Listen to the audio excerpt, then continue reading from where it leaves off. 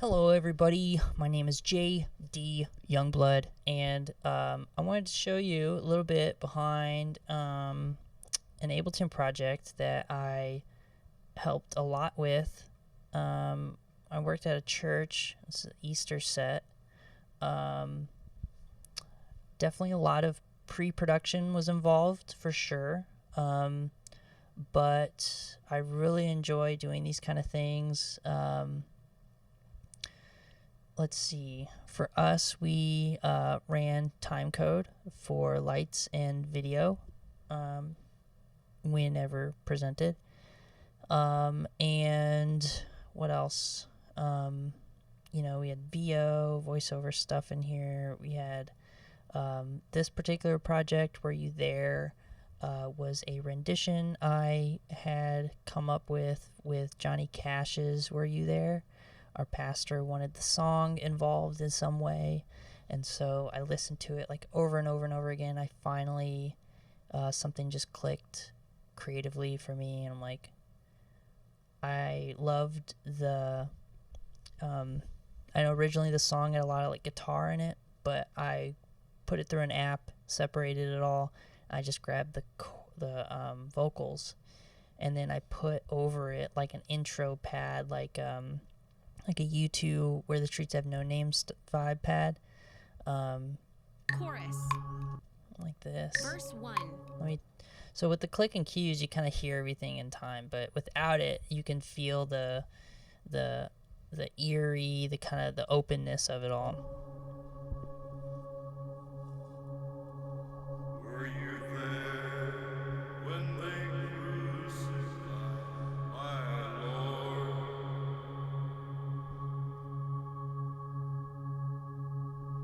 Were you there when they crucified my Lord? And then here, June does this really cool female line.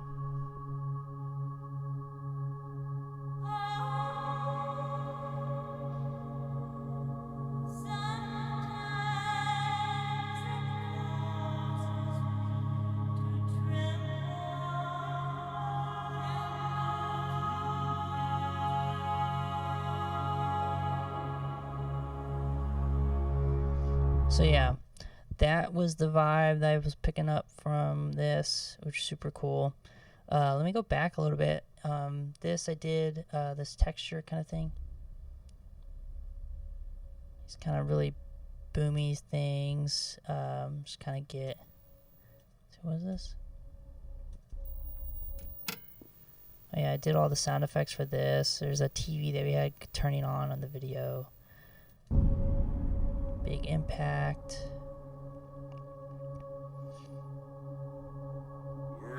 Yeah.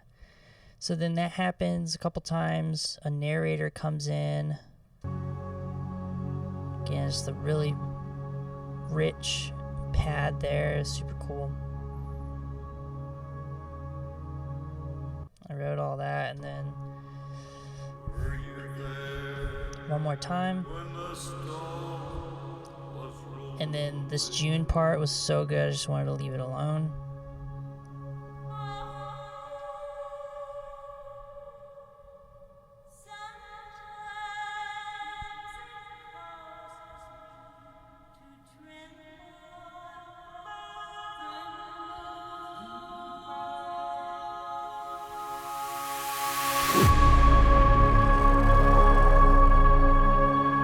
Yeah, there is basically big impact, end of the day, and then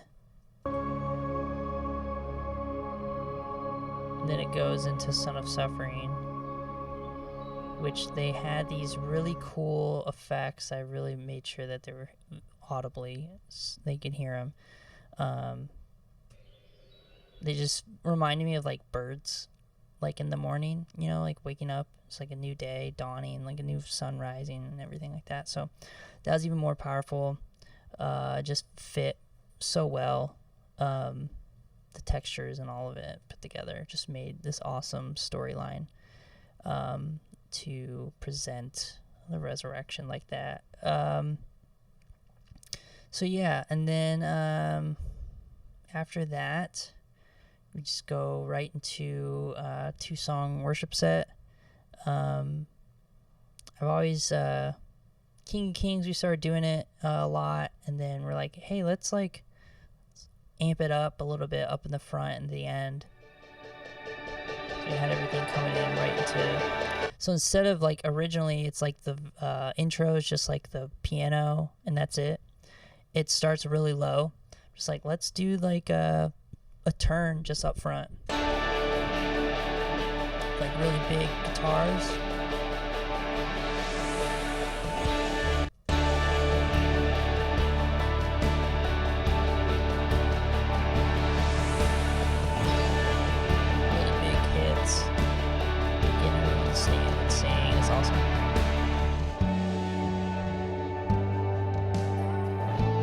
So yeah, verse, and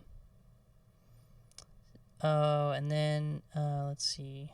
Oh yeah, this part was cool. I always, the verse 4, just, I don't know, there's something about it. Just like, I wanted it to drive more. I wanted something else in there.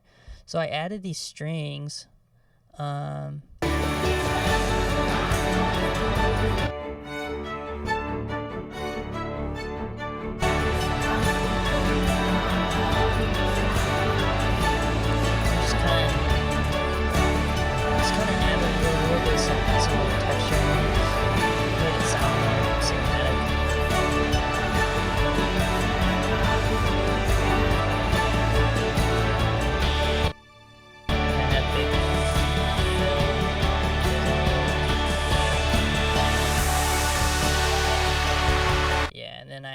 at the outro.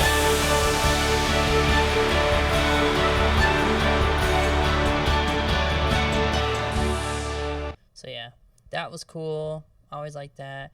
And Graves in the Gardens, Gabe and I, my friend, we actually decided, hey, let's do some like hit some stabs in the chorus. Let's see, where is it? That's the bridge.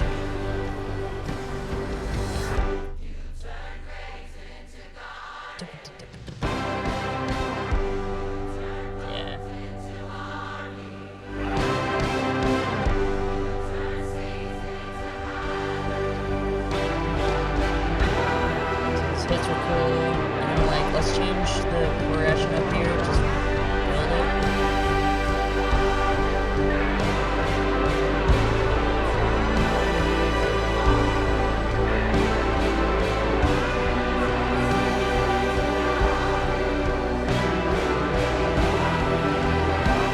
So yeah, that's a cool one. I witnessed it. We had a video in the middle of it. So I'd go in here and make sure that felt good underneath. So I took a lot, you can see here, I took a lot of just editing, duplicating, just making things feel like they're living throughout the video, not just like a stale 4 chords on a piano, you know. So every like 2 or 3 progressions I'd throw in a lead guitar, mix it in.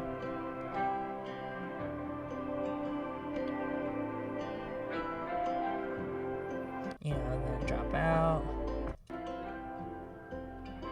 and then up here and clicks and cues, made sure, told them to build, and then we added 2 chorus instrumentals just to vamp on, just because we're like, okay, I think we need to get people to stand here, so let's take 2 chorus progressions.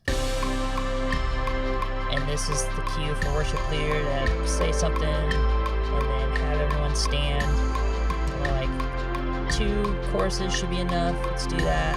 So let's just fill the space, don't feel rushed. And instrumentally felt good for that to be put there.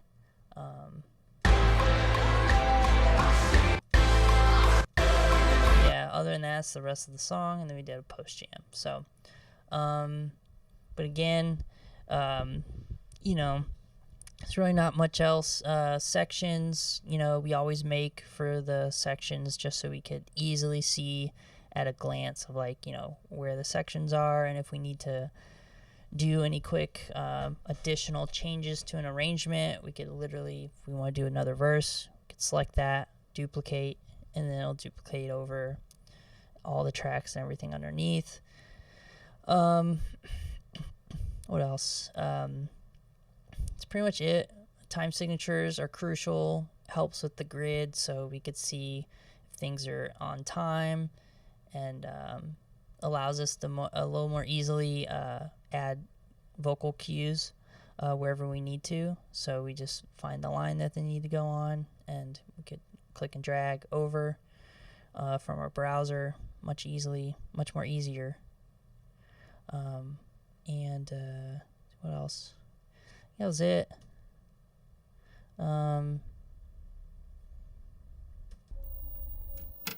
Yeah. So yeah, I love doing this stuff. Stuff's fun. It's nice to look back on this project.